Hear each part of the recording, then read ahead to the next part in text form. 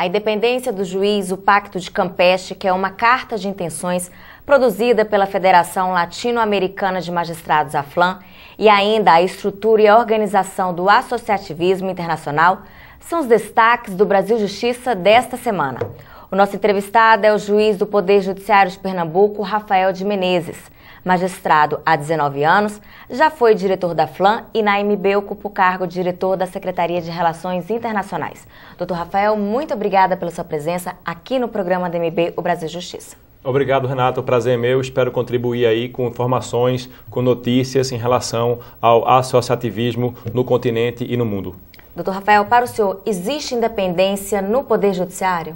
Olha, aqui no Brasil, eu posso dizer que sim. Nós realmente aqui no Brasil, nós somos juízes que gozamos de independência para nosso trabalho, para nossa função, certo? Nós temos algumas dificuldades, claro, em relação especialmente à estrutura de trabalho, em relação à sobrecarga de processos, em relação à falta de funcionários, não é?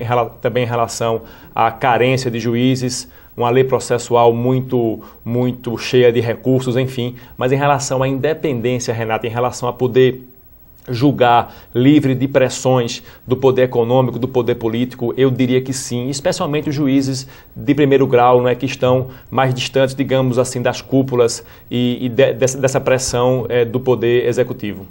E no nosso continente, há independência ou não? Pois é, aí já é diferente. Enquanto o Brasil, em relação à América Latina, em relação à América do Sul, ele tem uma posição de destaque, já os nossos vizinhos, eles sofrem, eles padecem de algumas mazelas em relação a essa questão da independência. Então, parece mentira, mas aqui na região, países vizinhos ao Brasil, nós temos casos de juízes que são perseguidos pelas cúpulas do governo, pelo poder econômico, pelo poder político, quando eles, na sua sentença, na sua decisão, quando eles desagradam tal poder econômico, tal poder político, não é? E aí são vários tipos de sanções que os juízes sofrem: corte de salário, corte de férias, remoção de comarca, até prisão, Renato, até prisão de juiz já houve aqui no continente por conta de juiz que decide e afronta o poder econômico e o poder político.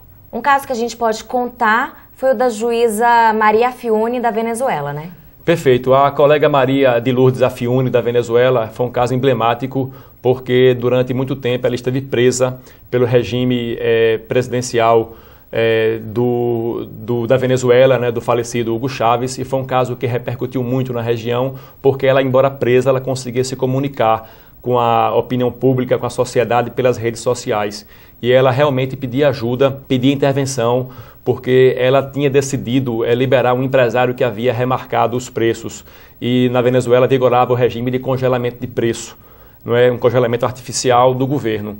E ela então, o tal empresário que remarcou os preços de acordo com a liberdade do negócio, foi preso pela polícia do Exército. Ela mandou soltá-lo, então ela que foi presa pela polícia do Exército, né, pela polícia do Poder Executivo, porque havia desafiado uma ordem do presidente da República. Algo realmente emblemático, isso repercutiu muito na região. Nós chegamos a agir, a atuar em prol da liberdade da colega, mas ficamos, no final, sem assim uma ação mais efetiva, né? Ficamos de mãos amarradas porque nessa área diplomática nem sempre se consegue as soluções concretas. A própria ONU, as próprias Nações Unidas têm dificuldade de aplicar as suas resoluções, quanto mais o associativismo internacional em termos de proteger independência de juiz. No Brasil, um juiz sem independência, quais punições ele pode sofrer? Olha, justamente, um juiz que não tem independência, ele fica atingido, ele fica violado na sua profissão, na sua função, a ponto de perder férias, a ponto de ser removido da comarca, a ponto de sofrer corte de salário. É por isso que nós temos aqui no Brasil, Renata, na Constituição, garantias do juiz que não são do juiz em si, mas sim são da sociedade. Ou seja, o juiz tem prerrogativas, tem garantias que no final revertem para a própria sociedade. Que garantias são essas? A da inamovibilidade. O que é isso? O juiz não pode ser transferido da comarca, certo? Para justamente o juiz não ter medo de julgar contra o poder econômico, o poder político, e como sanção ele ser transferido de comarca para uma comarca mais distante, mais remota. Também aqui no Brasil, o juiz tem os vencimentos irredutíveis. O juiz não pode sofrer corte de salário. Imagine um juiz decidir contra o poder econômico, o poder político, não é? E também ser sancionado com corte no seu salário. E, finalmente, o nosso juiz tem a vitaliciedade. Ele não pode ser demitido, certo? Não é? Na esfera administrativa, para que não sofra perseguição de poder econômico ou de poder político. Já pensou um juiz dar uma sentença que contraria um deputado, um governador e vier a ser demitido? Algo realmente absurdo. Por isso que o juiz do Brasil, ele tem garantias que não são do juiz em si, mas da sociedade a ter um magistrado independente, tranquilo, seguro, para julgar, aplicar a lei e fazer justiça, não é? Sem pressão, sem sofrer sanção ou castigo do governo. Como a MB vê a questão da independência do juiz? A MB se preocupa bastante com isso, porque, como eu disse, embora o juiz brasileiro ele tenha a sua independência preservada, nós somos líderes no continente, nós somos líderes na região em relação a essa independência. O Brasil é o maior país do continente, não é? Nós temos esse peso de tamanho e também esse peso expressivo em relação à nossa independência. O juiz brasileiro tem muitas dificuldades e carências, como eu falei, em relação à estrutura, em relação a funcionários, em relação à segurança, mas em relação à independência, eu afirmo que nós estamos bem em relação à média no continente. Qual é a relação entre a independência dos direitos humanos num país e a independência dos juízes? Essa pergunta é excelente, porque sem garantia da independência do juiz, não existe aplicação dos direitos humanos no Brasil ou em qualquer país. Na verdade, Renata, para que uma sociedade possa ter os seus direitos humanos garantidos em relação à liberdade, em relação à locomoção, em relação a toda a qualidade de vida, não é? É necessário um juiz para garantir essa liberdade. E a própria imprensa, não é? O que seria da imprensa sem o judiciário para garantir a liberdade de opinião? Muito obrigada.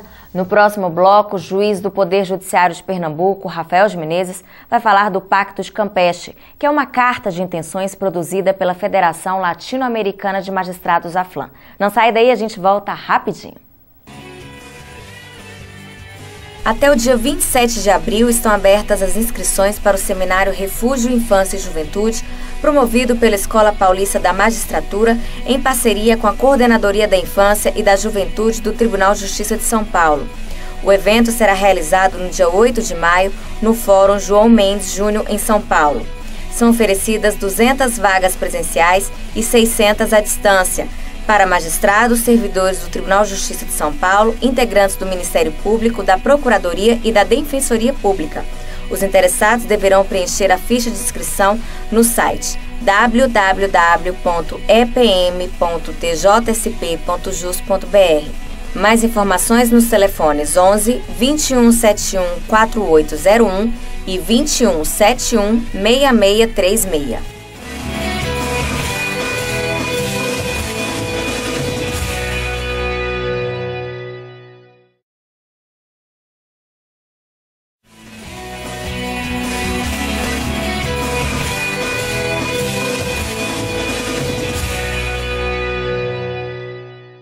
Estamos de volta com o Brasil Justiça. No primeiro bloco, conversamos sobre a independência do juiz. Agora, o juiz do Poder Judiciário de Pernambuco, Rafael de Menezes, vai falar do Pacto de Campeche, que é uma carta de intenções produzida pela Federação Latino-Americana de Magistrados, AFLAM. Doutor Rafael, eu gostaria que o senhor começasse falando o que diz o documento da Carta de Campeche.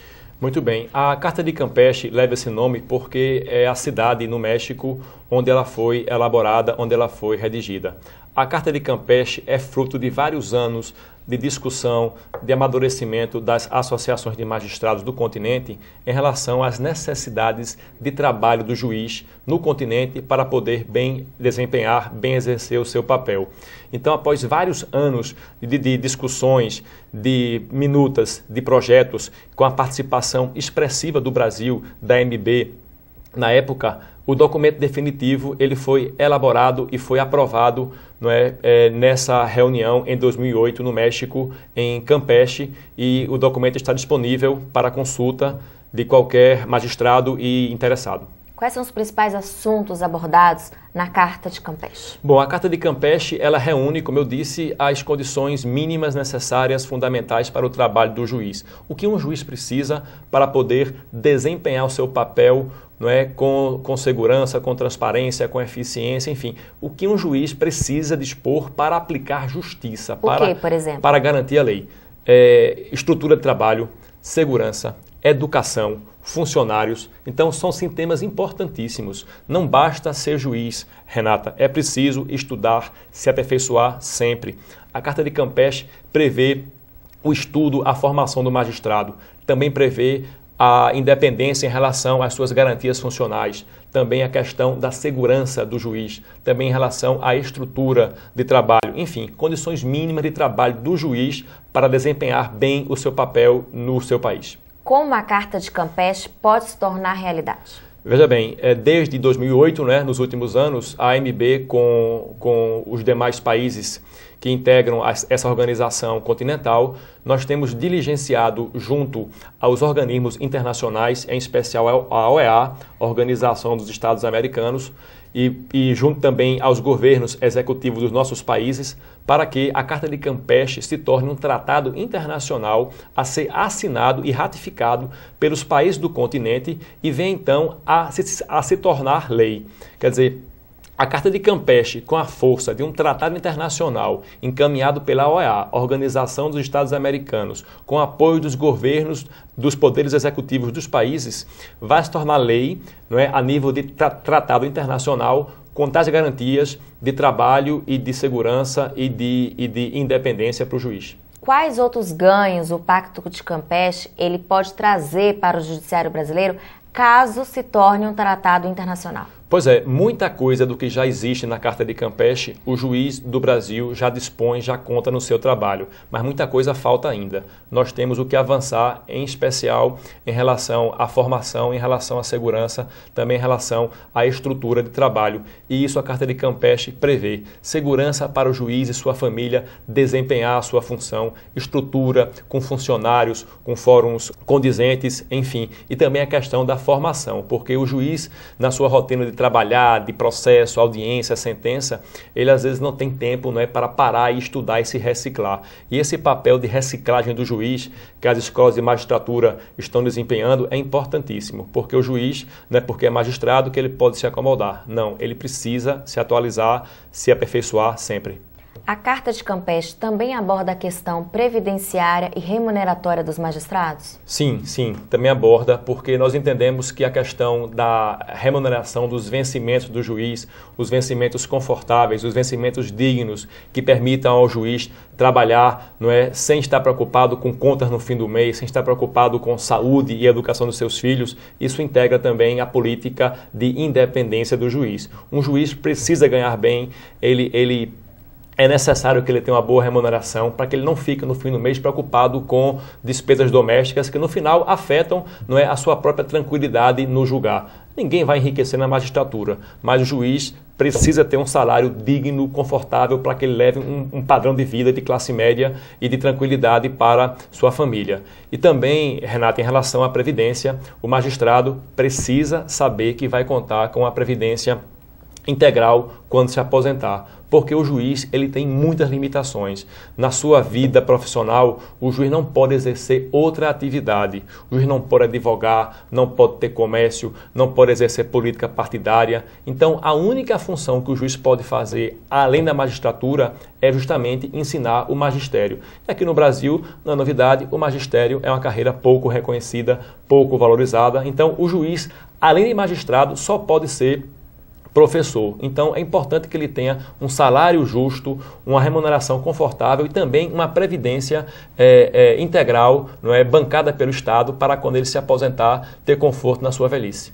A Carta de Campeche ela aborda a questão disciplinar dos magistrados? Sim, nós entendemos que o juiz ele não é nenhum super-homem, não é nenhum ser divino, então ele está sujeito a falhas, claro, e o juiz deve e precisa ser punido pelas suas falhas. Mas as falhas do juiz, elas precisam estar bastante identificadas, bastante claras, bastante previstas em lei, para que o juiz não venha a ser ameaçado, punido de processo disciplinar por eventual decisão que venha a ser questionada. Ou seja, se um juiz erra, comete um equívoco, ele deve e precisa ser punido. Mas esse equívoco não pode estar influenciado a sua liberdade de julgar, não é? Porque não é possível que um juiz profira uma sentença, uma decisão na sua independência, depois essa sentença venha a ser reformada pelo tribunal e aí o juiz sofra uma punição. Não, não é por aí. Mas o magistrado relapso, responsável, que falta com seus deveres, deve sim ser punido, e a Carta de Campeche prevê o regime disciplinar de sanção aos magistrados que desviem dos seus deveres, mas sem refletir na sua independência de julgar. Essa Carta de Campeche, ela pode ser aplicada em outras categorias também? Veja bem, a Carta de Campeche ela foi fruto de reuniões anuais de magistrados, certo? Mas nós temos categorias que são semelhantes, que são análogas à magistratura, o Ministério Público, a própria Defensoria, por que não? Então, são categorias que, no que couber, também é razoável que se aplique os preceitos da Carta de Campeche aos promotores e aos defensores, por que não? O direito do juiz se filiar nas associações está previsto na Carta de Campeche? Pois é uma coisa óbvia aqui para o juiz brasileiro. Nós temos aqui no Brasil várias associações de magistrados estaduais, nacionais, federais, trabalhistas, enfim. E essa realidade não é absoluta na região. Há países onde os juízes não podem se associar. É mesmo. E o associativismo do juiz é importante para fins de organização. Uma magistratura organizada, ela consegue articular melhor as prerrogativas e condições de trabalho do juiz, o que reflete na própria prestação jurisdicional. Então, as associações têm esse papel importante. Associações de magistrados, elas não são recreativas ou corporativas. Não é só isso. Elas têm um papel maior do que apenas lazer ou a questão corporativa do juiz. Elas têm essa função, não é, de zelar pela própria atuação do juiz como magistrado, o que reflete na prestação de justiça na sua comarca e no seu estado. Muito obrigada. No próximo bloco, o juiz do Poder Judiciário de Pernambuco, Rafael de Menezes, vai falar do associativismo internacional. Fique com a gente, o intervalo é rapidinho.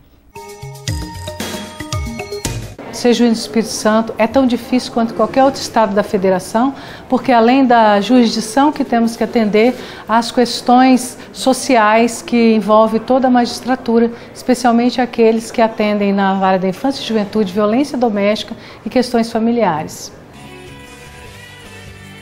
O Conselho da Justiça Federal, em parceria com a Escola Nacional de Formação e Aperfeiçoamento de Magistrados, a INFAM, promovem o seminário Teoria da Decisão Judicial de 23 a 25 de abril no auditório do CJF, em Brasília. Os magistrados interessados em participar devem se inscrever até o dia 21 de abril no site www.cjf.jus.br.